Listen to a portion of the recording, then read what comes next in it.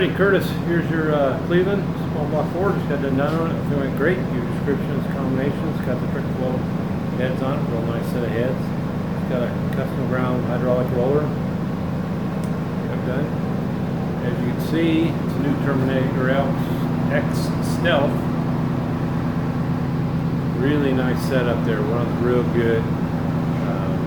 Really happy with it. Just got the March 13 belt set up on it.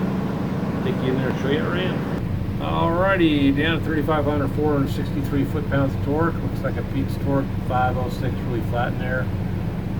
Peak horsepower 513, still running pretty good there.